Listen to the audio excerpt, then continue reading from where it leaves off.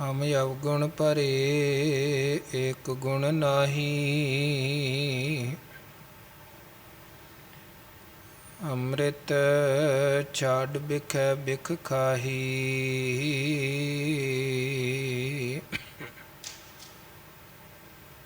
ਮਾਇਆ ਮੋਹ ਭਰਮ ਪੈ ਪੂਲੇ। ਸੁਤ ਦਾਰਾ ਸਿਉ ਪ੍ਰੀਤ ਲਗਾਈ। ਇਕ ਉਤਮ ਪੰਥ ਸੁਣਿਓ ਗੁਰ ਸੰਗਤ। ਤਹ ਮਿਲੰਤ ਜਮ ਤਰਾਸ ਮਿਟਾਈ।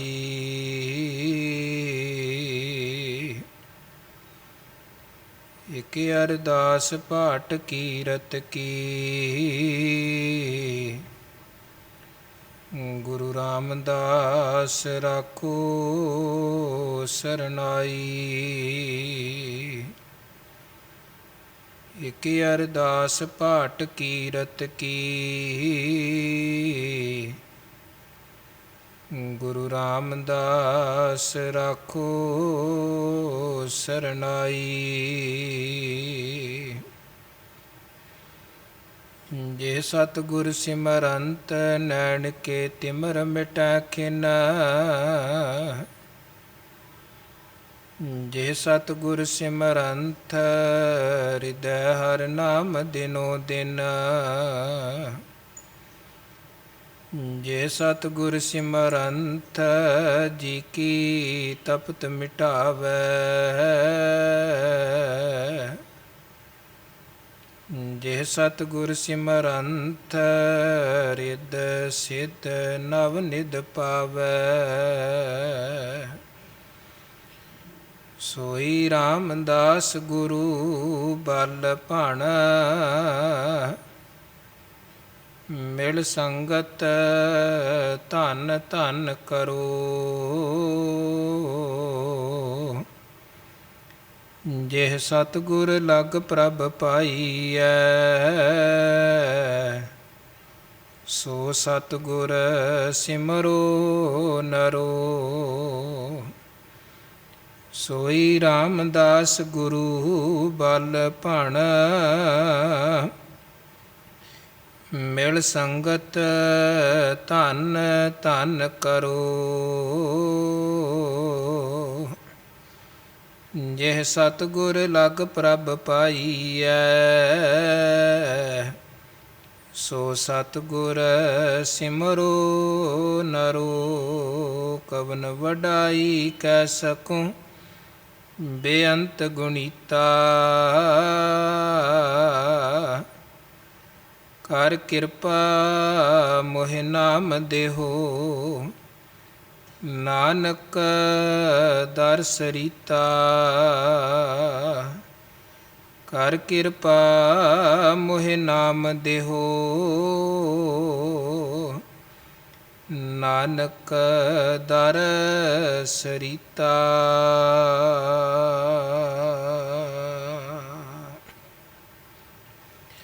ਜੁਗੋ ਜੁਗ ਅਟਲ ਸਤਿਗੁਰੂ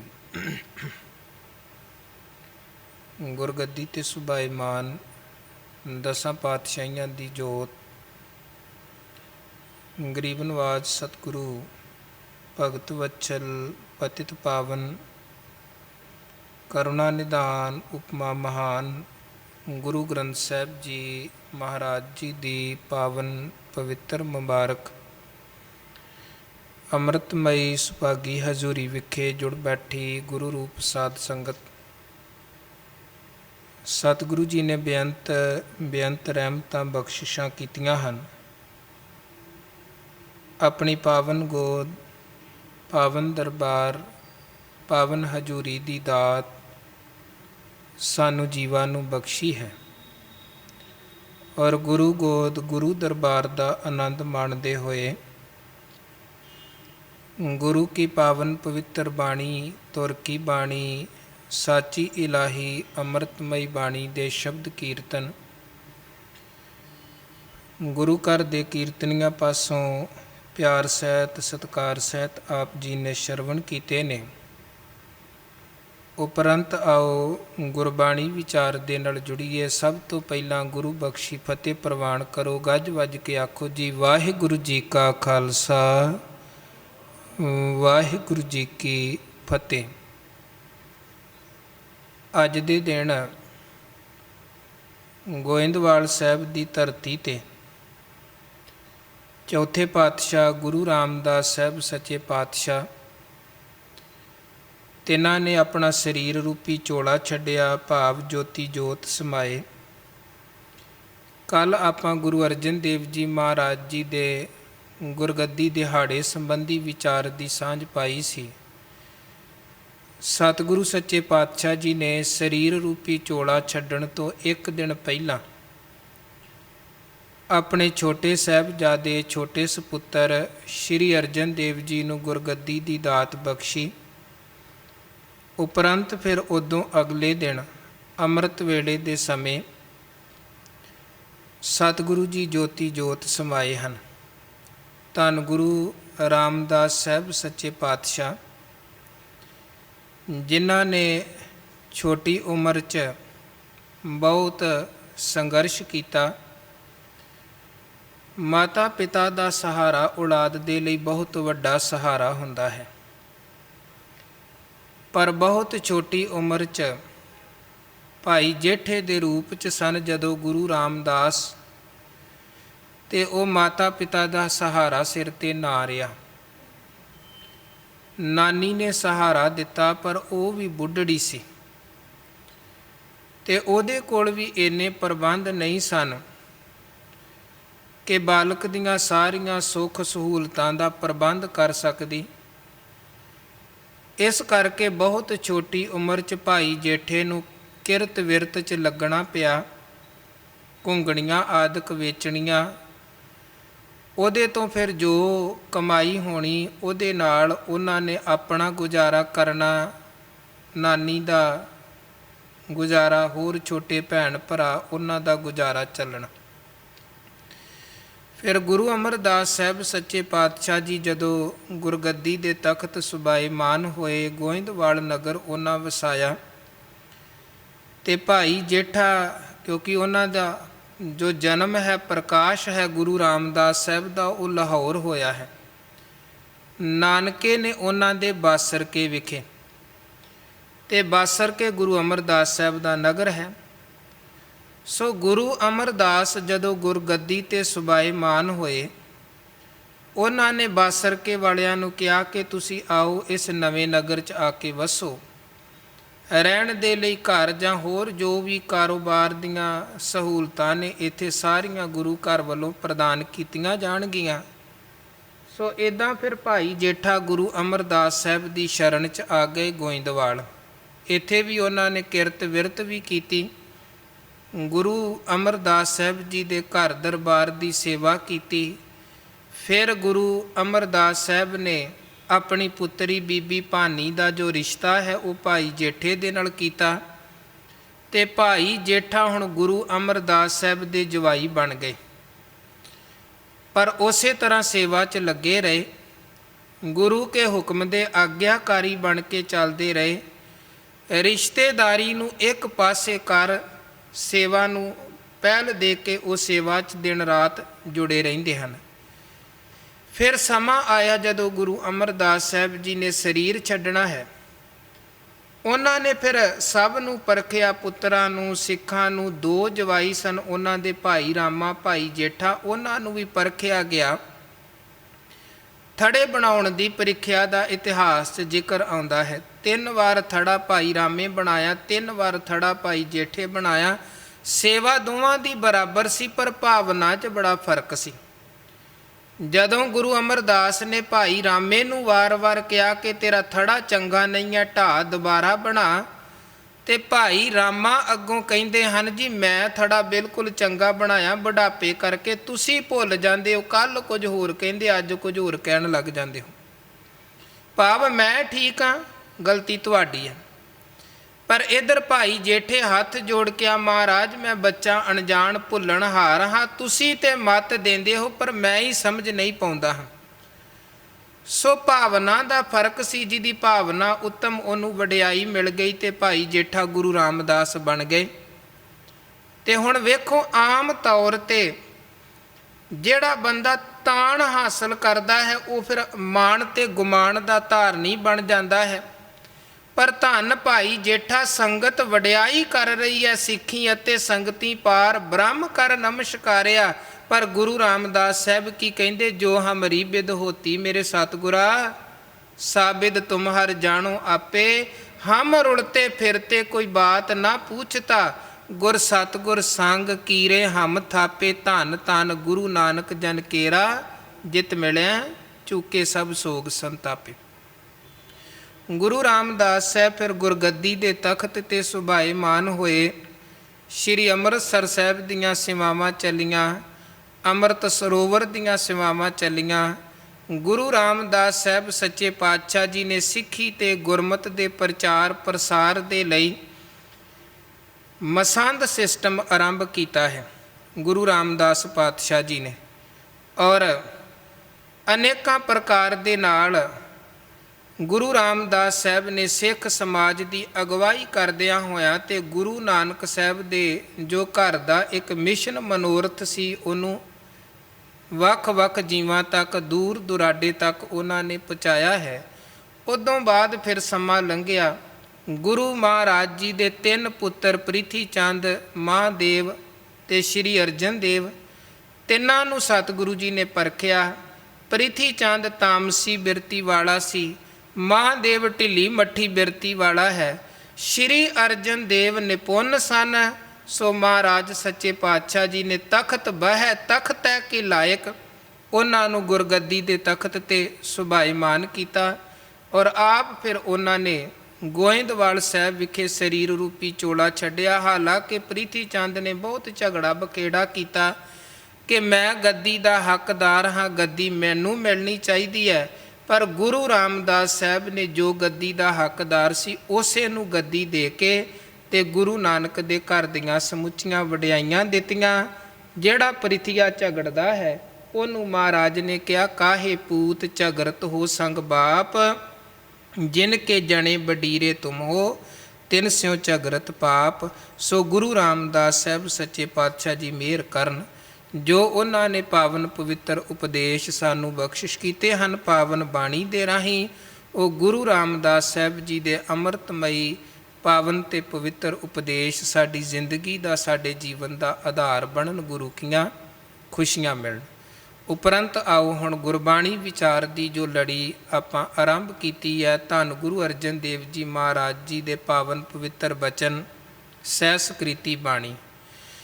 ਇਸ ਪਾਵਨ ਪਵਿੱਤਰ ਬਾਣੀ ਦੀਆਂ 45 ਪੌੜੀਆਂ ਤੱਕ ਦੀ ਜੋ ਵਿਚਾਰ ਹੈ, ਪਿਛਲੇਰਿਆਂ ਦੀਵਾਨਾਂ 'ਚ ਆਪ ਜੀ ਨੇ ਸ਼ਰਵਣ ਕੀਤੀ ਹੈ। ਔਰ ਸਤਿਗੁਰੂ ਜੀ ਇਸ ਪਾਵਨ ਪਵਿੱਤਰ ਬਾਣੀ ਰਾਹੀਂ ਸਾਨੂੰ ਜੀਵਨ ਦੀ ਸੇਧ, ਜੀਵਨ ਦੀ ਅਗਵਾਈ ਬਖਸ਼ ਰਹੇ ਹਨ। ਕੱਲ੍ਹ ਦੀ 45 ਨੰਬਰ ਸਲੋਕ ਅੰਦਰ ਸਤਿਗੁਰੂ ਜੀ ਨੇ ਜ਼ਿਕਰ ਕੀਤਾ ਮੋਹ ਦਾ। 5 ਵਿਕਾਰਾਂ ਦਾ ਇਹਨਾਂ 5 ਸਲੋਕਾਂ 'ਚ ਮਹਾਰਾਜ ਨੇ ਜ਼ਿਕਰ ਕੀਤਾ ਹੈ, 45 ਤੋਂ ਲੈ ਕੇ 39 ਨੰਬਰ ਸਲੋਕ ਤੱਕ।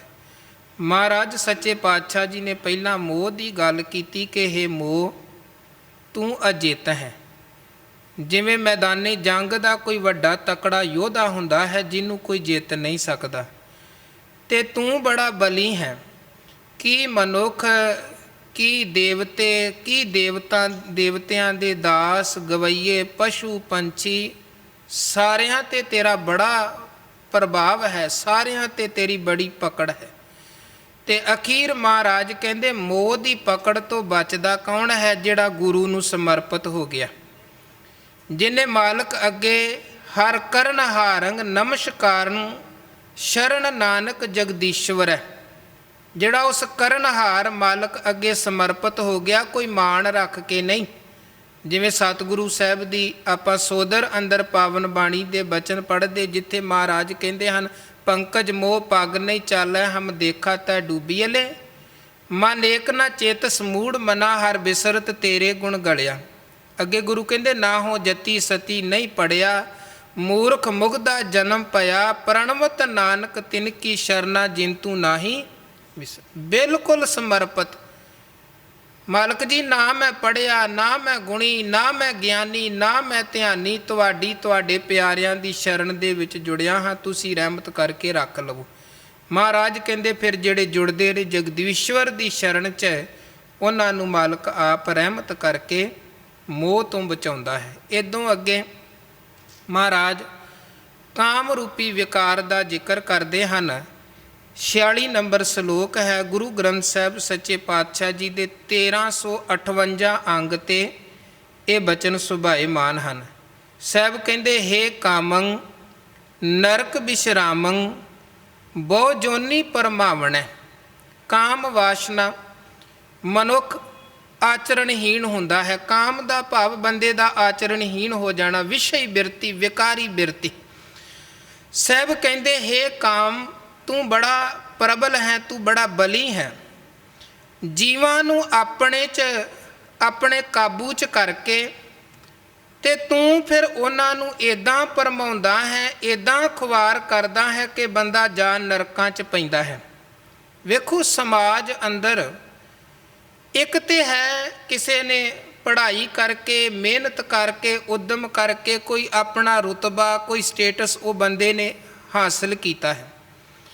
ਪਰ ਬੰਦਾ ਬਾਹਰੀ ਤੌਰ 'ਤੇ ਜਿੰਨਾ ਮਰਜ਼ੀ ਉੱਚੇ ਤੋਂ ਉੱਚੇ ਅਹੁਦੇ 'ਤੇ ਪਹੁੰਚ ਜਾਏ, ਜੇ ਉਹਦਾ ਆਚਰਣ ਚੰਗਾ ਨਹੀਂ ਹੈ, ਜੇ ਉਹਦਾ ਕਰੈਕਟਰ ਚੰਗਾ ਨਹੀਂ ਹੈ, ਤੇ ਉਹਦੀ ਕੀਤੀ ਹੋਈ ਮਿਹਨਤ ਮਿੰਟਾਂ ਸਕਿੰਟਾਂ ਦੇ ਵਿੱਚ ਖੇ ਹੋ ਜਾਂਦੀ। ਆਪਾਂ ਅਕਸਰ ਵੇਖਦੇ ਹਾਂ ਵੱਡੇ ਵੱਡੇ ਪ੍ਰਸਿੱਧ ਪ੍ਰਚਲਿਤ ਲੋਕ ਜਿਨ੍ਹਾਂ ਦਾ ਸਮਾਜ ਅੰਦਰ ਰੁਤਬਾ ਵੀ ਬੜਾ ਚੰਗਾ ਹੁੰਦਾ ਹੈ, ਪਰ ਕਾਮ ਦਾ ਐਸਾ ਪ੍ਰਭਾਵ ਉਹਨਾਂ 'ਤੇ ਪੈਂਦਾ ਹੈ, ਐਸੀਆਂ ਬਦ ਫੈਲੀਆਂ ਉਹ ਕਰਦੇ ਹਨ, ਜਦੋਂ ਬਾਹਰ ਪ੍ਰਗਟ ਹੁੰਦੀਆਂ ਨੇ ਤੇ ਫਿਰ ਅਰਸ਼ ਤੋਂ ਫਰਸ਼ 'ਤੇ ਆਉਂਦਿਆਂ ਸਕਿੰਟ ਵੀ ਨਹੀਂ ਲੱਗਦਾ ਹੈ। ਜਿਨ੍ਹਾਂ ਨੂੰ ਲੋਕ ਬੜਾ ਸਲਾਹੁੰਦੇ ਹਨ, ਫਿਰ ਉਹਨਾਂ ਨੂੰ ਲੋਕ ਫਿਟਕਾਰਦੇ, ਲਾਹਣਤਾਂ ਪਾਉਂਦੇ ਨੇ। ਕਾਰਨ ਕੀ ਹੈ? ਜਿਹੜੇ ਪਰਦੇ ਪਿੱਛੇ ਪਾਪ ਕਮਾ ਰਿਹਾ ਸੀ, ਕਾਮ ਅਧੀਨ ਹੋ ਕੇ ਉਹ ਹੁਣ ਬਾਹਰ ਪ੍ਰਗਟ ਹੋ ਗਏ ਹਨ। ਮਹਾਰਾਜ ਕਹਿੰਦੇ, ਹੇ ਕਾਮੰਗ ਨਰਕ ਵਿਸ਼ਰਾਮੰਗ ਬਹੁ ਜੋਨੀ ਪਰਮਾਵਣੈ। ਤੂੰ ਜੀਵਾਂ ਨੂੰ ਆਪਣੇ ਵੱਸ ਦੇ ਵਿੱਚ ਕਰਕੇ ਨਰਕਾਂ 'ਚ ਪਹੁੰਚਾ ਦਿੰਦਾ ਹੈ, ਜੋਨਾਂ ਦੇ ਵਿੱਚ ਪਰਮਾ ਦਿੰਦਾ ਹੈ। ਚਿੱਤ ਹਰਣੰ ਤ੍ਰੈ ਲੋਕ ਗਮਯੰ ਜਪ ਤਪਸ਼ੀਲ ਵਿਦਾਰਣੈ। ਸਾਹਿਬ ਕਹਿੰਦੇ, ਤੂੰ ਕੀ ਕਰਦਾ ਹੈ? ਚਿੱਤ ਹਰਣੰ, ਤੂੰ ਬੰਦੇ ਦੇ ਮਨ ਨੂੰ ਪਰਮਾ ਦਿੰਦਾ ਹੈ, ਚੰਗੀ ਅਕਲ ਨੂੰ ਤੂੰ ਹਰ ਲੈਂਦਾ ਹੈ, ਤੇ ਤੇਰਾ ਪ੍ਰਭਾਵ ਤ੍ਰੈ ਲੋਕ ਗਮਯੰ। ਗਮਯੰ ਸ਼ਬਦ ਦਾ ਭਾਵ ਹੈ ਪਹੁੰਚ। ਬਾਣੀ 'ਚ ਇੱਕ ਸ਼ਬਦ ਆਉਂਦਾ ਹੈ ਅਗੰਮ, ਬੜੀ ਵਾਰ ਅਗਮ ਅਗੰਮ ਸ਼ਬਦ ਸੋਦਰ 'ਚ ਵੀ ਆਉਂਦਾ ਹੈ।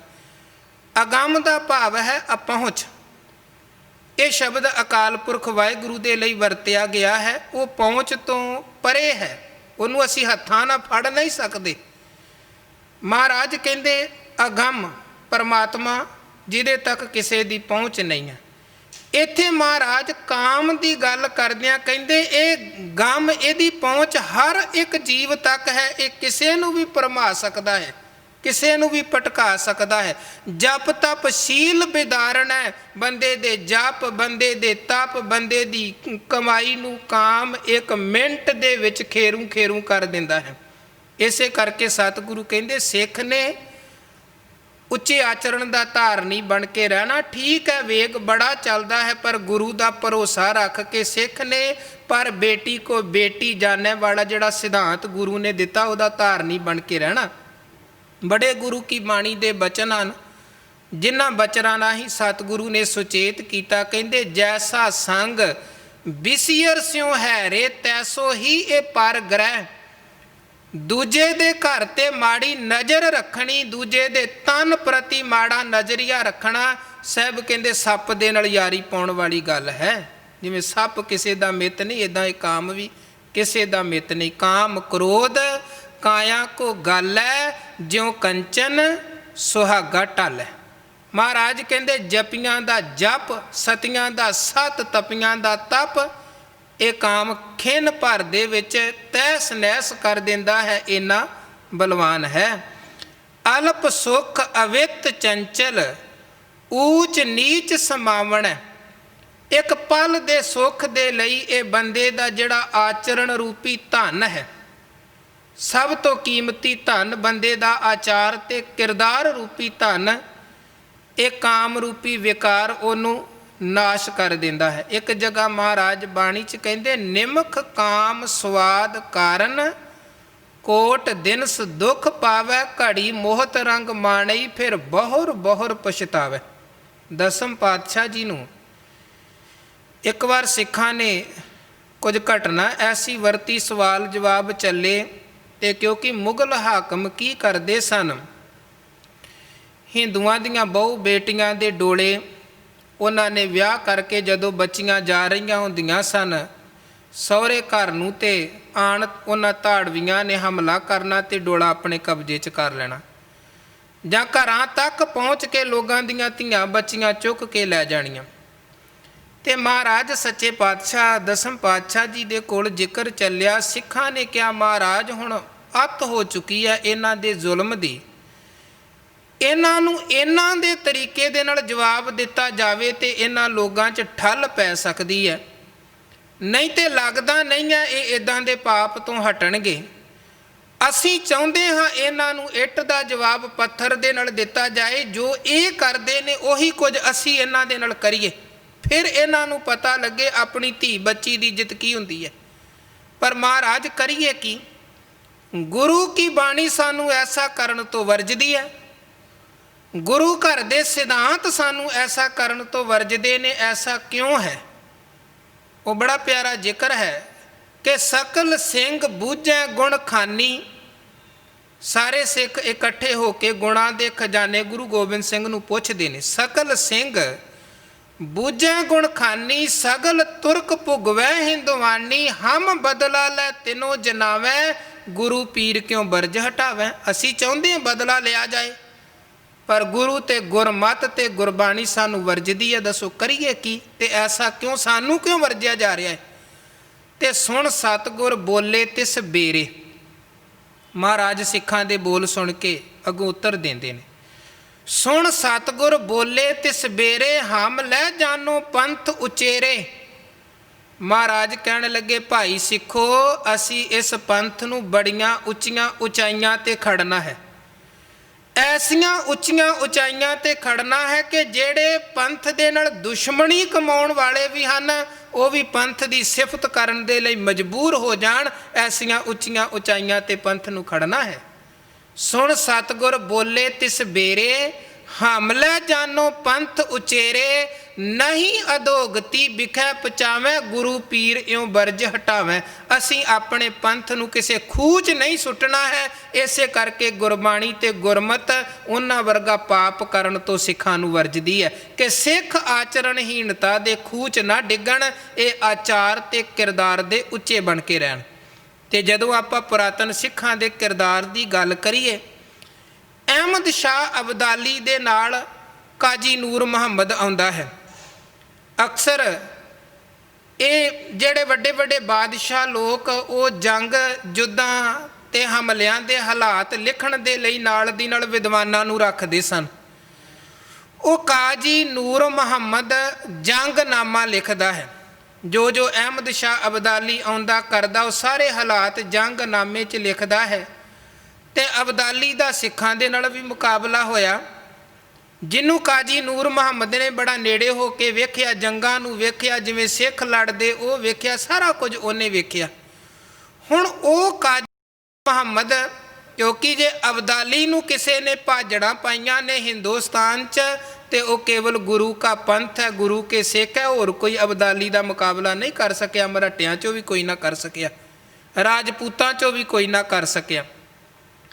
ਤੇ ਹੁਣ ਅਬਦਾਲੀ ਨੂੰ ਭਾਜੜਾਂ ਪਾਈਆਂ ਗੁਰੂ ਕੇ ਪੰਥ ਨੇ, ਗੁਰੂ ਕਿਆਂ ਸਿੱਖਾਂ ਨੇ।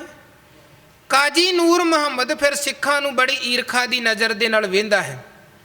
ਉਹਨੇ ਫਿਰ ਸਿੱਖਾਂ ਬਾਰੇ ਇੱਕ ਕਿਤਾਬ ਲਿਖੀ, ਕਿਤਾਬ ਦਾ ਨਾਮ ਰੱਖਿਆ ਉਹਨੇ ਦਾਸਤਾਨੇ ਸਗ। ਸਗ ਕਹਿੰਦੇ ਹਨ ਕੁੱਤੇ ਨੂੰ ਫਾਰਸੀ ਭਾਸ਼ਾ 'ਚ। ਤੇ ਸਿੱਖਾਂ ਦੀ ਕਿਤਾਬ ਲਿਖਦਾ ਹੈ ਤੇ ਉਹਦਾ ਨਾਂ ਰੱਖਦਾ ਹੈ ਦਾਸਤਾਨੇ ਸਗ, ਭਾਵ ਸਗਾਂ ਦੀ, ਕੁੱਤਿਆਂ ਦੀ ਦਾਸਤਾਨ। ਸਾਨੂੰ ਇੱਦਾਂ ਲਫ਼ਜ਼ ਉਹ ਲਿਖਦਾ ਸਾਡੇ ਲਈ। ਪਰ ਉਹ ਲਿਖਦਿਆਂ ਲਿਖਦਿਆਂ ਇੱਕ ਜਗ੍ਹਾ ਤੇ ਫਿਰ ਸਿੱਖਾਂ ਦੀ ਵਡਿਆਈ ਕਰਨ ਦੇ ਲਈ ਵੀ ਮਜਬੂਰ ਹੋ ਗਿਆ। ਕਹਿਣ ਲੱਗਾ, ਠੀਕ ਹੈ ਮੈਂ ਸਿੱਖਾਂ ਦੇ ਲਈ ਸਗ ਸ਼ਬਦ ਵਰਤਦਾ ਪਿਆ ਹਾਂ, ਪਰ ਸੱਚ ਇਹ ਹੈ ਕਿ ਗੁਰੂ ਦੇ ਸਿੱਖ ਅਸਲ 'ਚ ਬੱਬਰ ਸ਼ੇਰ ਹਨ, ਬੱਬਰ ਸ਼ੇਰ। ਇਹ ਮੈਦਾਨੇ ਜੰਗ ਚੋਂ ਕੋਈ ਪਿੱਠ ਵਿਖਾ ਕੇ ਭੱਜ ਰਿਹਾ ਹੋਵੇ ਉਹਦੇ ਤੇ ਹਮਲਾ ਨਹੀਂ ਕਰਦਾ। ਇਦੋਂ ਵੀ ਵੱਡੀ ਇਹਨਾਂ ਦੀ ਖੂਬੀ ਇਹ ਹੈ ਕਿ ਇਹਨਾਂ ਚੋਂ ਕੋਈ ਆਚਰਣਹੀਣ ਨਹੀਂ ਹੈ। ਧੀ ਬੱਚੀ ਭਾਵੇਂ ਦੁਸ਼ਮਣ ਦੀ ਵੀ ਕਿਉਂ ਨਾ ਹੋਵੇ, ਇਹ ਉਹਨੂੰ ਵੀ ਭੈਣ ਕਹਿ ਕੇ, ਬੀਬੀ ਕਹਿ ਕੇ ਅਦਬ ਦੇ ਨਾਲ ਸਤਿਕਾਰ ਤੇ ਸਨਮਾਨ ਦਿੰਦੇ ਨੇ। ਇਹਨਾਂ ਵਰਗੇ ਉੱਚੇ ਆਚਰਣ ਵਾਲਾ ਮੈਂ ਹੋਰ ਕੋਈ ਨਹੀਂ ਵੇਖਿਆ ਹੈ। ਮਹਾਰਾਜ ਨੇ ਇਸੇ ਕਰਕੇ ਕਿਹਾ ਸੀ ਅਸੀਂ ਪੰਥ ਨੂੰ ਉਸ ਉਚਾਈ ਤੇ ਖੜਨਾ ਜਿੱਥੇ ਦੁਸ਼ਮਣ ਵੀ ਤਾਰੀਫ ਕਰਨ ਦੇ ਲਈ ਮਜਬੂਰ ਹੋ ਜਾਣ। ਮਹਾਰਾਜ ਕਹਿੰਦੇ ਥੋੜੇ ਜੇ ਸੁੱਖ, ਥੋੜੇ ਜੇ ਰਸ, ਥੋੜੇ ਜੇ ਚਸਕੇ ਖਾਤਰ ਬੰਦਾ ਕਾਮ ਰੂਪੀ ਵਿਕਾਰ 'ਚ ਫਸਦਾ ਹੈ ਤੇ ਆਚਰਣ ਰੂਪੀ ਧਨ ਨੂੰ ਗਵਾ ਕੇ ਆਚਰਣਹੀਣ ਹੋ ਜਾਂਦਾ ਹੈ। ਊਚ ਨੀਚ ਸਮਾਵਣਾ ਕਾਮ ਦਾ ਐਸਾ ਪ੍ਰਬਲ ਜ਼ੋਰ ਹੈ, ਭਾਵੇਂ ਕੋਈ ਉੱਚਾ ਭਾਵੇਂ ਕੋਈ ਨੀਵਾਂ, ਸਭ ਉੱਪਰ ਇਹਨੇ ਆਪਣਾ ਪ੍ਰਭਾਵ ਪਾਇਆ। ਹੁਣ ਕਿਵੇਂ ਬੰਦਾ ਬਚ ਸਕਦਾ ਹੈ ਇਹਦੇ ਤੋਂ? ਤਬ ਭੈ ਬਿਮੁੰਚਤ ਸਾਧ ਸੰਗਮ ਓਟ ਨਾਨਕ ਨਾਰਾਇਣ। ਮਹਾਰਾਜ ਕਹਿੰਦੇ ਇਹਦੇ ਭੈ ਤੋਂ, ਇਹ ਕਾਮ ਰੂਪੀ ਵਿਕਾਰ ਤੋਂ ਸਾਧ ਸੰਗਤ 'ਚ ਜੁੜ ਕੇ ਤੇ ਮਾਲਕ ਦਾ ਆਸਰਾ ਲੈ ਕੇ, ਮਾਲਕ ਦੇ ਸ਼ਰਨ ਦੀ ਟੇਕ ਲੈ ਕੇ ਤੇ ਕਾਮ ਰੂਪੀ ਵਿਕਾਰ ਤੋਂ ਬਚਿਆ ਜਾ ਸਕਦਾ ਹੈ। ਗੁਰੂ ਨੂੰ ਸਮਰਪਿਤ ਹੋ ਜਾਈਏ, ਮਾਲਕ ਜੀ ਤੁਸੀਂ ਰਹਿਮਤ ਕਰਕੇ ਇਹਦੇ ਤੋਂ ਰੱਖੋ। ਤੇ ਜਦੋਂ ਮਾਲਕ ਮਿਹਰ ਕਰਦੇ ਨੇ, ਜਿੱਦਾਂ ਮਹਾਰਾਜ ਨੇ ਭਾਈ ਜੋਗੇ ਨੂੰ ਬਚਾ ਲਿਆ ਸੀ, ਵਿਕਾਰ ਤੇ ਪੂਰਾ ਪ੍ਰਭਾਵ ਪਾਉਂਦੇ, ਪਰ ਜਦੋਂ ਗੁਰੂ ਅੱਗੇ ਪਹਿਰੇਦਾਰ ਬਣ ਕੇ ਖਲੋ ਜਾਵੇ ਤੇ ਫਿਰ ਵਿਕਾਰਾਂ ਦੀ ਖਾਈ 'ਚ ਗੁਰੂ ਕਾ ਸਿੱਖ ਨਹੀਂ ਡਿੱਗ ਸਕਦਾ। ਇਸ ਕਰਕੇ ਗੁਰੂ ਤੇ ਟੇਕ ਰੱਖ ਕੇ ਗੁਰੂ ਅੱਗੇ ਬੇਨਤੀ ਕਰਨੀ, ਤੁਸੀਂ ਬਚਾਓ। ਅਗਲੇ ਸ਼ਲੋਕ 'ਚ ਮਹਾਰਾਜ ਕ੍ਰੋਧ ਦੀ ਗੱਲ ਕਰਦੇ ਹਨ। ਹੇ ਕਲ ਮੂਲ ਕ੍ਰੋਧੰ ਕਦੰਚ ਕਰਨਾ ਨਾ ਉਪਰਜਤੇ। ਮਹਾਰਾਜ ਕਹਿੰਦੇ ਹੇ ਕਲ ਮੂਲ ਕ੍ਰੋਧੰ, ਕਲ ਭਾਵ ਝਗੜੇ ਦੇ ਮੂਲ ਕਾਰਨ ਕ੍ਰੋਧ। ਜਦੋਂ ਤੂੰ ਕਿਸੇ ਦੀ ਸੁਰਤ ਤੇ ਹਾਵੀ ਹੁੰਦਾ ਹੈ ਤੇ ਫਿਰ ਬੰਦੇ ਦੇ ਅੰਦਰੋਂ ਕਰੁਣਾ ਭਾਵ, ਦਇਆ, ਤਰਸ ਵਾਲੀ ਬਿਰਤੀ ਮੁੱਕ ਜਾਂਦੀ। ਆਪਾਂ ਵੇਖਦੇ ਹੀ ਅਕਸਰ ਜਦੋਂ ਕ੍ਰੋਧ 'ਚ ਗੁੱਸੇ 'ਚ ਹੋਵੇ ਬੰਦਾ, ਤੇ ਕਈ ਵਾਰ ਆਪਣਿਆਂ ਦੇ ਉੱਤੇ ਹੀ ਇੱਦਾਂ ਹਮਲਾ ਕਰਦਾ ਹੈ ਕਿ ਤਰਸ ਹੀ ਕੋਈ ਨਹੀਂ ਰਹਿੰਦਾ ਕਿ ਮੇਰੇ ਆਪਣੇ ਹਨ। ਜਦੋਂ ਕ੍ਰੋਧ ਦਾ ਪਰਦਾ ਪੈਂਦਾ ਹੈ, ਧੰਨ ਗੁਰੂ ਅਮਰਦਾਸ ਸਾਹਿਬ ਬੈਠੇ ਨੇ ਸਿੰਘਾਸਨਾਂ ਤੇ, ਕ੍ਰੋਧ ਦਾ ਕਲਪਿਆ ਹੋਇਆ ਭਾਈ ਦਾਤੂ ਆਇਆ। ਇਹ ਨਹੀਂ ਸੋਚਿਆ ਕਿ ਅੱਗੇ ਦੀਨ ਦੁਨੀਆ ਦੇ ਮਾਲਕ ਗੁਰੂ ਅਮਰਦਾਸ ਹਨ। ਜ਼ੋਰ ਦੇ ਨਾਲ ਆਉਂਦਿਆਂ ਲੱਤ ਮਾਰੀ, ਸਿੰਘਾਸਨਾਂ ਤੋਂ ਸੁੱਟ ਦਿੱਤਾ। ਕੀ ਸੀ? ਕ੍ਰੋਧ। ਪਰ ਅੱਗੇ ਧੰਨ ਗੁਰੂ ਅਮਰਦਾਸ ਸਾਹਿਬ ਸਹਿਣਸ਼ੀਲ ਬਿਰਤੀ ਵਾਲੇ, ਜੇ ਉਧਰ ਵੀ ਕ੍ਰੋਧ ਹੁੰਦਾ ਤੇ ਗੱਲ ਉੱਥੇ ਹੀ ਹੱਥੋਂ ਪਾਈ ਤੇ ਉੱਤਰ ਆਣੀ ਸੀ। ਧੰਨ ਗੁਰੂ ਅਮਰਦਾਸ ਸਾਹਿਬ ਨੇ ਅੱਗੋਂ ਨਿਮਰਤਾ ਦੇ ਨਾਲ ਕਿਹਾ, ਤੁਸੀਂ ਗੁਰੂ ਕੇ ਸਾਹਿਬਜ਼ਾਦੇ, ਤੁਹਾਡੇ ਚਰਨ ਕੋਮਲ, ਮੈਂ ਬਜ਼ੁਰਗ, ਮੇਰੇ ਹੱਡ ਸਖਤ, ਤੁਹਾਡੇ ਚਰਨਾਂ ਤੇ ਸੱਟ ਨਾ ਲੱਗ ਗਈ ਹੋਵੇ। ਪਰ ਉਹਨੇ ਕ੍ਰੋਧ ਦੀ ਇੰਤਹਾ ਕੀਤੀ। ਮਹਾਰਾਜ ਕਹਿੰਦੇ ਹੇ ਝਗੜੇ ਦੇ ਮੂਲ ਕਾਰਨ ਕ੍ਰੋਧ, ਕਦੰਚ ਕਰਨਾ ਨਾ ਉਪਰਜਤੇ। ਤੇਰੇ ਅੰਦਰ ਕਦੇ ਵੀ ਜੀਵਾਂ ਤੇ ਦਇਆ ਨਹੀਂ ਪੈਦਾ ਹੁੰਦੀ। ਜਿਹਦੇ ਤੇ ਤੂੰ ਹਾਵੀ ਹੋ ਜਾਂਦਾ ਹੈ ਉਹਦੇ ਅੰਦਰੋਂ ਦਇਆ, ਤਰਸ ਵਾਲੀ ਬਿਰਤੀ ਮੁੱਕ ਜਾਂਦੀ ਹੈ। ਬਿਖਯੰਤ ਜੀਵੰ ਵਸਿਯੰ ਕਰੋਤ ਨਿਰਤਯੰ ਕਰੋਤ ਜਥਾ ਮਰਕਟ। ਦੋ ਸ਼ਬਦ ਉਚਾਰਨ ਸਮਝਣ ਵਾਲੇ ਹਨ। ਇੱਕ ਤੇ ਵਸਿਯੰ, ਸੱਸੇ ਦੇ ਸਿਹਾਰੀ ਅੜਾ ਲਗਾ ਕੇ ਉੱਪਰ ਟਿੱਪੀ ਲਗਾਉਣੀ ਹੈ, ਔਰ ਦੂਜੇ ਨੰਬਰ ਤੇ ਨਿਰਤਯੰ, ਤੱਤੇ ਦੇ ਸਿਹਾਰੀ ਲਗਾ ਕੇ ਐੜਾ ਤੇ ਉੱਪਰ ਟਿੱਪੀ। ਬਿਖਯੰਤ ਜੀਵੰ ਵਸਿਯੰ ਕਰੋਤ। ਜਿਹੜੇ ਵਿਸ਼ਈ ਬਿਰਤੀ ਵਾਲੇ ਹਨ, ਕ੍ਰੋਧ ਕਦੋਂ ਪੈਦਾ ਹੁੰਦਾ ਹੈ? ਕਾਮ ਵਾਸ਼ਨਾ ਸੁਰਤ ਤੇ ਹਾਵੀ ਹੋਈ, ਉਹਦੀ ਪੂਰਤੀ ਨਹੀਂ ਹੋਈ, ਬੰਦਾ ਕ੍ਰੋਧੀ ਹੋ ਗਿਆ। ਲੋਭ ਹੈ, ਕਿਸੇ ਚੀਜ਼ ਦਾ ਲਾਲਚ ਹੈ, ਕੋਈ ਚੀਜ਼ ਬੰਦਾ ਹਾਸਲ, ਲੋਕਾਂ ਦੀਆਂ ਜ਼ਮੀਨਾਂ ਕਰਕੇ ਆਪਾਂ ਵੇਂਦੇ ਲੜਾਈਆਂ ਹੁੰਦੀਆਂ ਹਨ। ਲੋਭ ਹੈ ਇਹ ਜ਼ਮੀਨ ਤੇ ਮੇਰਾ ਕਬਜ਼ਾ ਹੋ ਜਾਏ, ਨਹੀਂ ਕਬਜ਼ਾ ਹੋ ਰਿਹਾ, ਝਗੜਾ ਹੋ ਗਿਆ, ਕ੍ਰੋਧ ਹਾਵੀ ਹੋ ਗਿਆ ਤੇ ਫਿਰ ਅੱਗੇ ਤੋਂ ਅੱਗੇ ਗੱਲ ਵੱਧਦੀ ਹੈ। ਗੁਰੂ ਕਹਿੰਦੇ ਜਿਹੜੇ ਵਿਸ਼ਈ ਬਿਰਤੀ ਵਾਲੇ ਹਨ ਉਹਨਾਂ ਤੇ ਕ੍ਰੋਧ ਆਪਣਾ ਪ੍ਰਭਾਵ ਪਾਉਂਦਾ ਹੈ। ਬਿਖਯੰਤ ਜੀਵੰ, ਵਿਸ਼ਈ ਬਿਰਤੀ ਵਾਲੇ ਜਿਹੜੇ ਜੀਵ ਹਨ, ਵਸਿਯੰ ਕਰੋਤ, ਉਹ ਕ੍ਰੋਧ ਦੇ ਵਸ ਦੇ ਵਿੱਚ, ਕ੍ਰੋਧ ਦੇ ਕਾਬੂ 'ਚ ਆਉਂਦੇ ਨੇ, ਕ੍ਰੋਧ ਉਹਨਾਂ ਨੂੰ ਕਾਬੂ ਕਰ ਲੈਂਦਾ ਹੈ। ਤੇ ਫਿਰ ਨਿਰਤਯੰ ਕਰੋਤ ਜਥਾ ਮਰਕਟ ਹੈ। ਉਹ ਫਿਰ ਕ੍ਰੋਧ ਦੇ ਕਾਬੂ ਆਏ। ਇੱਦਾਂ ਕ੍ਰੋਧ ਵਸ ਹੋ ਕੇ ਨੱਚਦੇ ਨੇ ਜਿੱਦਾਂ ਮਰਕਟ ਹੈ, ਭਾਵ ਬਾਂਦਰ ਨੱਚਦਾ ਹੈ ਮਦਾਰੀ ਦੇ ਵਸ ਦੇ ਵਿੱਚ ਆ ਕੇ, ਕਾਬੂ 'ਚ ਆ ਕੇ। ਉਹਨੂੰ ਫਿਰ ਜਿਵੇਂ ਮਦਾਰੀ ਨਚਾਉਂਦਾ ਉਸੇ ਤਰ੍ਹਾਂ ਬਾਂਦਰ ਨੱਚਦਾ ਹੈ। ਇਸੇ ਤਰ੍ਹਾਂ ਜਿਹਦੀ ਸੁਰਤ ਤੇ ਮਨ ਤੇ ਕ੍ਰੋਧ ਹਾਵੀ ਹੋ ਗਿਆ, ਉਹ ਫਿਰ ਉੱਦਾਂ ਹੀ ਬੰਦਾ ਵਿਹਾਰ ਕਰਦਾ ਹੈ ਜਿੱਦਾਂ ਕ੍ਰੋਧ ਉਹਦੇ ਕੋਲੋਂ ਕਰਾਉਂਦਾ ਹੈ। ਅੱਖਾਂ ਵਾਲਿਆਂ ਨੂੰ ਕ੍ਰੋਧ ਅੰਨਾ ਕਰ ਦਿੰਦਾ ਹੈ, ਕੰਨਾਂ ਵਾਲਿਆਂ ਨੂੰ ਕ੍ਰੋਧ ਬੋਲਾ ਕਰ ਦਿੰਦਾ ਹੈ। ਕ੍ਰੋਧ 'ਚ ਬਸੇ ਹੋਏ ਫਸੇ ਹੋਏ ਬੰਦੇ ਦਾ ਆਪਣਿਆਂ ਹੱਥਾਂ 'ਤੇ ਵਸ ਨਹੀਂ ਰਹਿੰਦਾ, ਆਪਣੀ ਜ਼ੁਬਾਨ 'ਤੇ ਕਾਬੂ ਨਹੀਂ ਰਹਿੰਦਾ, ਆਪਣੇ ਆਪ 'ਤੇ ਕਾਬੂ ਨਹੀਂ ਰਹਿੰਦਾ। ਇੰਨਾ ਭਿਆਨਕ ਪ੍ਰਬਲ ਹੈ ਇਹ ਕ੍ਰੋਧ। ਕ੍ਰੋਧ ਕਰਕੇ ਬੰਦਾ ਝਗੜਾ ਬਖੇੜਾ ਕਰ ਦਿੰਦਾ ਹੈ, ਕਿਸੇ ਨਾਲ ਵੱਧ ਘੱਟ ਇਹਨੇ ਕਰ ਦਿੱਤਾ, ਫਿਰ ਬਾਅਦ 'ਚ ਉਹਦਾ ਅੱਗੇ ਉਹਨੂੰ ਫਲ ਵੀ ਭੋਗਣਾ ਪੈਂਦਾ ਹੈ। ਮਹਾਰਾਜ ਕਹਿੰਦੇ ਅਨਕ ਸ਼ਾਸਨ ਤਾੜੰਤ ਜਮਦੂਤੈ ਤਬ ਸੰਗੇ ਅਦਮੰਗ ਨਰੈ। ਇਹ ਕ੍ਰੋਧ ਤੇਰੇ 'ਚ ਫਸ ਕੇ ਬੰਦਾ ਆਪਣਾ ਧਰਮ ਦੀਨ ਇਮਾਨ ਗਵਾ ਬਹਿੰਦਾ ਹੈ, ਗੁਨਾਹ ਕਰ ਦਿੰਦਾ ਹੈ, ਤੇ ਫਿਰ ਉਹਨੂੰ ਜਮਦੂਤਾਂ ਦੀ ਅਨੇਕਾਂ ਤਰ੍ਹਾਂ ਦੀ ਜਿਹੜੀ ਤਾੜਨਾ ਹੈ, ਸਜ਼ਾ ਹੈ, ਉਹ ਸਹਿਣੀ ਪੈਂਦੀ ਹੈ। ਕ੍ਰੋਧ ਕਰਕੇ ਝਗੜਾ ਕਰ ਲਿਆ, ਕਿਸੇ ਦਾ ਸਿਰ ਪਾੜ ਦਿੱਤਾ, ਕਿਸੇ ਦਾ ਹੋਰ ਨੁਕਸਾਨ ਕਰ ਦਿੱਤਾ, ਉਦੋਂ ਬਾਅਦ ਫਿਰ ਜੋ ਕੋਟਾਂ ਕਚਹਿਰੀਆਂ ਦੇ ਗੇੜੇ ਲਾਉਣੇ ਪੈਂਦੇ, ਸਜ਼ਾਵਾਂ ਸਹਿਣੀਆਂ ਪੈਂਦੀਆਂ, ਉਹ ਆਪਾਂ ਜਾਣਦੇ ਹਾਂ। ਮਹਾਰਾਜ ਕਹਿੰਦੇ ਤਬ ਸੰਗੇ ਅਦਮੰਗ ਨਰੈ, ਤੇਰੇ 'ਚ ਫਸ ਕੇ ਬੰਦਾ ਧਰਮ ਗਵਾ ਬਹਿੰਦਾ, ਦੀਨ ਇਮਾਨ ਗਵਾ ਬਹਿੰਦਾ, ਆਪਣੇ ਆਪ ਤੋਂ ਕਾਬੂ ਗਵਾ ਬਹਿੰਦਾ ਹੈ। ਹੁਣ ਇਹ ਕ੍ਰੋਧ ਤੋਂ ਕਿੱਦਾਂ ਬਚਿਆ ਜਾ ਸਕਦਾ ਹੈ? ਜਿਵੇਂ ਮਹਾਰਾਜ ਨੇ ਮੋਹ ਤੋਂ ਬਚਣ ਦਾ ਤਰੀਕਾ ਦੱਸਿਆ, ਮਾਲਕ ਦੀ ਟੇਕ ਸ਼ਰਨ, ਜਿਵੇਂ ਕਾਮ ਤੋਂ ਬਚਣ ਦਾ ਤਰੀਕਾ ਦੱਸਿਆ, ਮਾਲਕ ਦੀ ਟੇਕ ਸ਼ਰਨ, ਇਸੇ ਤਰ੍ਹਾਂ ਮਹਾਰਾਜ ਕਹਿੰਦੇ ਕ੍ਰੋਧ ਤੋਂ ਵੀ ਬੰਦਾ ਉਹਦੇ ਸਹਾਰੇ ਬਚ ਸਕਦਾ ਹੈ। ਇੱਕ ਗੁਰੂ ਕੀ ਬਾਣੀ ਦਾ ਹੋਰ ਬਚਨ ਚੇਤੇ ਆ ਗਿਆ, ਜਿੱਥੇ ਸਤਿਗੁਰੂ ਕਹਿੰਦੇ ਕ੍ਰੋਧੀ ਤੂੰ ਆਪ ਹੀ ਫਾਸਲਾ ਰੱਖੋ। ਜਿਹੜਾ ਬੰਦਾ ਕ੍ਰੋਧੀ ਹੈ, ਮਹਾਰਾਜ ਬਾਣੀ 'ਚ ਫਰਮਾਨ ਕਰਦੇ, ਓਏ ਫਿਰ ਫਿਰ ਜੋਨ ਭਵਾਈਐ ਵਿੱਚ ਵਿਸ਼ਟਾ ਵਿਕਰਾਲ। ਉਹ ਵਾਰ-ਵਾਰ ਜੋਨਾਂ 'ਚ ਭਟਕਦਾ ਹੈ, ਉਹਦਾ ਵਾਸਾ ਸਮਝੋ ਗੰਦਗੀ ਦੇ ਵਿੱਚ ਹੈ। ਕਿਹਦਾ ਵਾਸਾ? ਕ੍ਰੋਧੀ ਦਾ। ਓਏ ਫਿਰ ਫਿਰ ਜੋਨ ਭਵਾਈਐ ਵਿੱਚ ਵਿਸ਼ਟਾ ਵਿਕਰਾਲ, ਉਹਨਾਂ ਪਾਸ ਦੁਆਸ ਨਾ ਪਿੱਟੀ ਹੈ ਜਿਨ੍ਹਾਂ ਅੰਤਰ ਕ੍ਰੋਧ ਚੰਡਾਲ। ਗੁਰੂ ਕਹਿੰਦੇ ਜਿਨ੍ਹਾਂ ਦੇ ਅੰਦਰ ਕ੍ਰੋਧ ਰੂਪੀ ਚੰਡਾਲ ਬੈਠਾ, ਉਹਨਾਂ ਤੋਂ ਦੂਰੀ ਠੀਕ ਹੈ। ਕਿਵੇਂ ਇਸ ਕ੍ਰੋਧ ਤੋਂ ਬਚਿਆ ਜਾ ਸਕਦਾ? ਦੀਨ ਦੁਖ ਭੰਜਨ ਦਿਆਲ ਪ੍ਰਭ ਨਾਨਕ ਸਰਬ ਜੀ ਰੱਖਿਆ ਕਰੋਤ। ਇਹ ਰੱਖਿਆ ਸ਼ਬਦ ਪੜ੍ਹਨਾ, ਖੱਖੇ ਦੇ ਸਿਹਾਰੀ ਲਗਾ ਕੇ, ਐੜਾ ਐੜੇ ਨੂੰ ਕੰਨਾ। ਹੇ ਦੀਨਾਂ ਦੇ ਦੁੱਖ ਭੰਨਣ ਵਾਲੇ ਦਿਆਲੂ ਕਿਰਪਾਲੂ ਵਾਹਿਗੁਰੂ ਜੀ, ਤੁਸੀਂ ਹੀ ਜੀਵਾਂ ਦੀ ਰੱਖਿਆ ਕਰਦੇ ਹੋ, ਜਿਹਦੇ ਰਖਵਾਲੇ ਤੁਸੀਂ ਬਣਦੇ ਹੋ।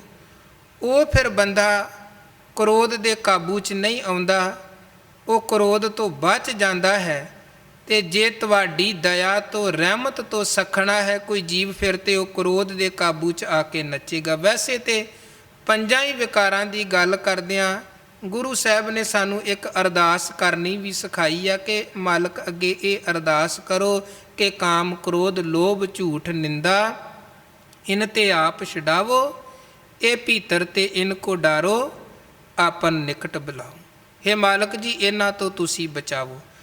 ਅੱਗੇ ਮਹਾਰਾਜ 48 ਨੰਬਰ ਸ਼ਲੋਕ 'ਚ ਗੱਲ ਕਰਦੇ ਨੇ ਲੋਭ ਦੀ, ਤੇ ਬਾਣੀ 'ਚ ਲੋਭ ਦਾ ਜ਼ਿਕਰ ਵੀ ਬਹੁਤ ਥਾਵਾਂ 'ਤੇ ਆਇਆ ਹੈ, ਵੱਖਰੇ ਵੱਖਰੇ ਨਾਵਾਂ ਦੇ ਨਾਲ ਆਇਆ ਹੈ। ਲੋਭ ਵੀ ਤ੍ਰਿਸ਼ਨਾ, ਆਸਾ ਮਨਸਾ, ਲੱਭ ਸ਼ਬਦ ਵੀ ਆਇਆ ਹੈ। ਇੱਦਾਂ ਕਈ ਨਾਵਾਂ ਦੇ ਨਾਲ ਸਤਿਗੁਰੂ ਨੇ ਲੋਭੀ ਬਿਰਤੀ ਦਾ ਜ਼ਿਕਰ ਕੀਤਾ ਹੈ।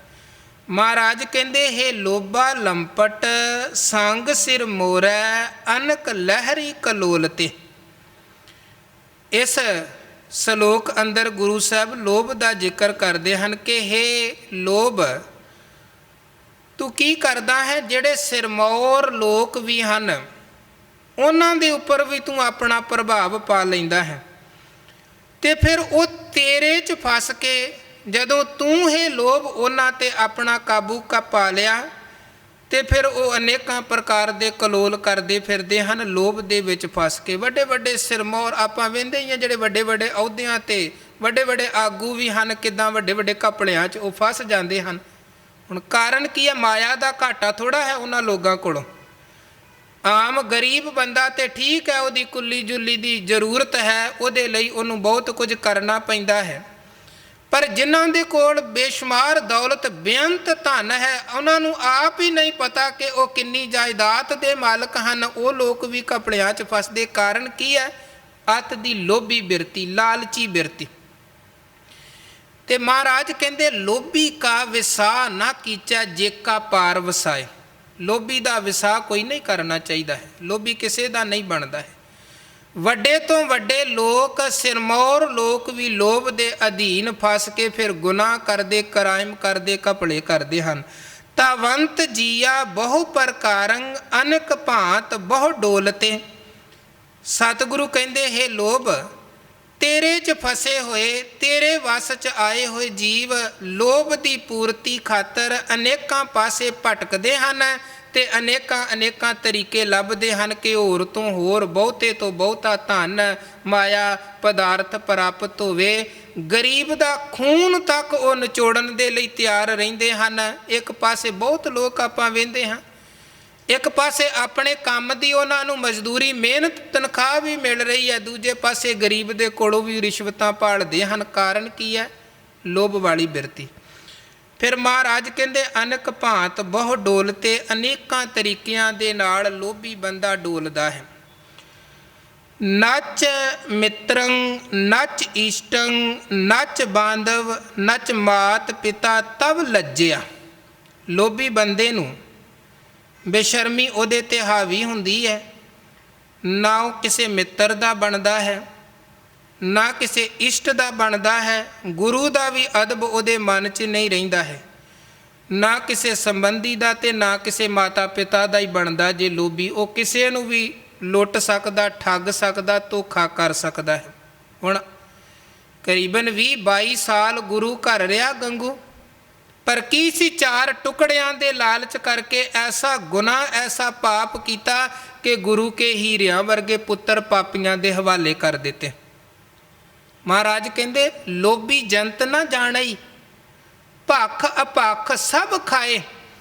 ਉਹ ਨਹੀਂ ਵੇਂਦਾ ਚੰਗਾ ਹੈ ਮੰਦਾ, ਬਸ ਉਹ ਤੇ ਕਹਿੰਦਾ ਸਾਰਾ ਕੁਝ ਮੇਰੇ ਕੋਲ ਆਉਣਾ ਚਾਹੀਦਾ, ਸਿੱਧੇ ਰਸਤੇ ਅਸਿੱਧੇ ਰਸਤੇ ਆਵੇ।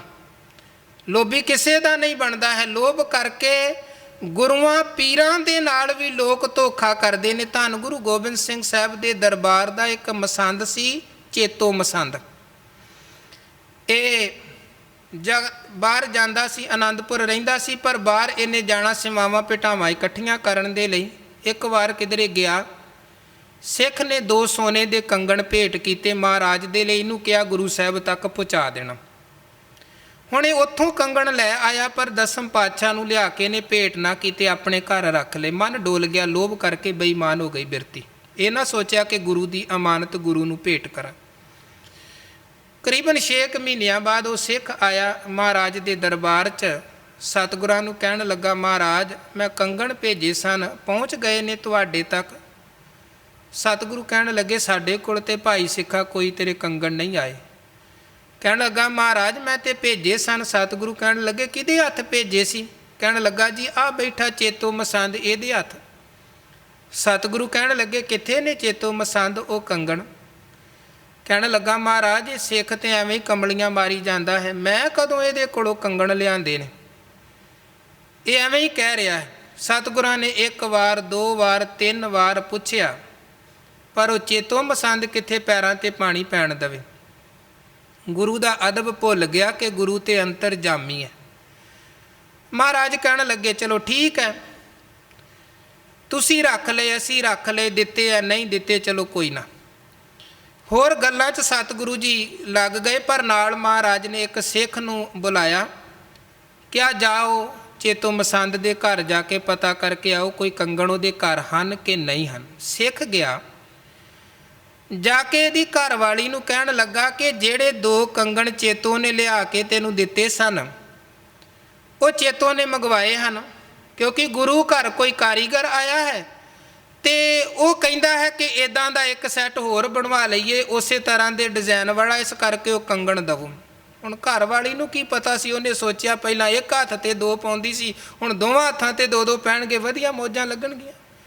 ਉਹਨੇ ਦੇ ਦਿੱਤੇ ਕੰਗਣ। ਸਿੱਖ ਨੇ ਲਿਆ ਕੇ ਮਹਾਰਾਜ ਨੂੰ ਵਿਖਾਏ, ਮਹਾਰਾਜ ਨੂੰ ਦਿੱਤੇ। ਸਤਿਗੁਰਾਂ ਨੇ ਉਹ ਸਿੱਖ ਨੂੰ ਵਿਖਾਏ ਪਹਿਲਾਂ, ਵੇਖ ਇਹੀ ਕੰਗਣ ਹਨ। ਕਹਿਣ ਲੱਗਾ ਮਹਾਰਾਜ ਬਿਲਕੁਲ ਇਹੀ ਹਨ। ਫਿਰ ਮਹਾਰਾਜ ਨੇ ਚੇਤੋ ਨੂੰ ਸੱਦ ਲਿਆ, ਦੇਖ ਇਹ ਤੇਰੇ ਘਰੋਂ ਆਏ ਹਨ।